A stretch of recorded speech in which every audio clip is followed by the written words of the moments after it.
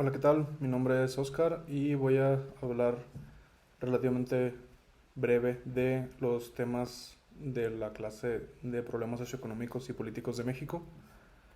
Empezando con el sistema económico y político de México, México tiene un sistema económico de economía mixta.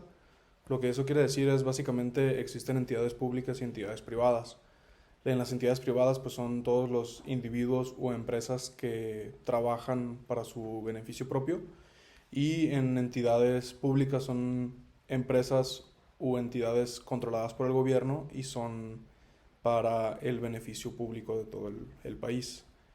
En cuanto a la demografía de México, tenemos 126 millones de habitantes, lo cual nos pone en primer lugar en cuanto a los países de hispanohablantes y en segundo lugar en América Latina después de Brasil.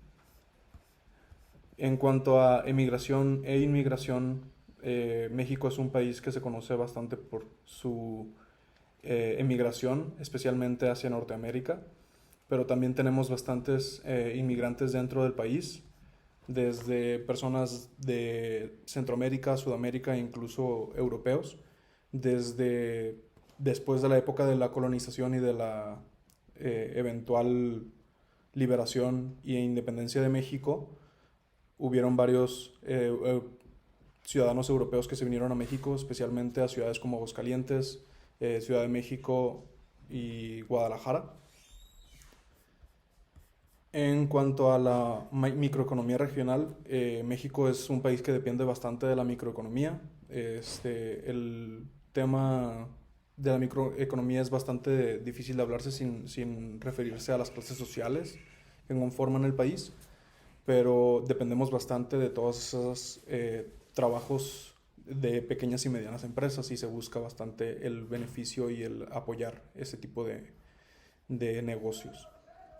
En cuanto a economía internacional, pues la economía internacional se divide principalmente en dos ramas, que son el comercio exterior y las finanzas internacionales. Y también es importante hablar sobre globalización cuando hablamos sobre economía internacional. La globalización es un término que se vino dando los últimos años, que refleja la nueva manera de hacer las cosas, o lo que nos permite el estar tan conectados con otros países en cuanto a cuestiones de comercio, cuestiones de comunicación, incluso tratados para intercambiar bienes y tecnología. También vamos a hablar un poco sobre la bolsa de valores, que es un mercado en donde se ponen en contacto demandantes y oferentes de capital. En las bolsas de valores permiten negociación e intercambio entre las empresas principalmente. El Fondo Monetario Internacional es un organismo especializado del sistema de las Naciones Unidas que fue establecido en 1945 para contribuir al estímulo del buen funcionamiento de la economía mundial. Básicamente su fin es evitar la crisis en el sistema económico mundial. En cuanto al desarrollo económico de México, México ha tenido un desarrollo, por así decirlo, estable en los últimos años. El único problema que tuvimos fue ahora en el 2020, que tuvimos la pandemia del COVID-19, bajó el Producto Interno Bruto, pero fuera de eso hemos tenido un crecimiento bastante constante. En cuanto al desarrollo social, también tenemos varios programas sociales y bastantes nuevas reformas para el desarrollo social en México, como cuestiones de derechos para personas con diferente sexualidad, derechos animales y demás. En cuanto a las economías desarrolladas y emergentes, los mercados en desarrollo son una de las cosas más importantes en México. Como lo decía, pequeñas y medianas empresas son bastante importantes para el Producto Interno Bruto del país. Entonces, economías emergentes son bastante importantes para el gobierno el impulsarlas.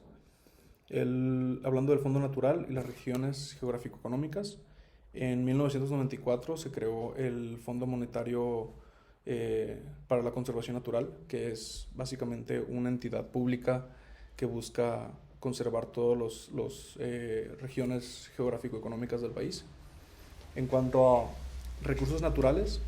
México es reconocido a nivel mundial por su gran variedad de recursos naturales. Tenemos una gran cantidad de la flora y la fauna a nivel mundial. Entonces, también en América Latina, o sea, hablando un poco sobre sus recursos naturales, América Latina y el Caribe cuenta con un tercio de las reservas de agua dulce de todo el mundo y una quinta parte de los bosques naturales, lo cual es bastante importante. Entonces eso sería todo por mi parte, un pequeño resumen de todos los temas que vimos en problemas socioeconómicos y políticos de México y muchas gracias.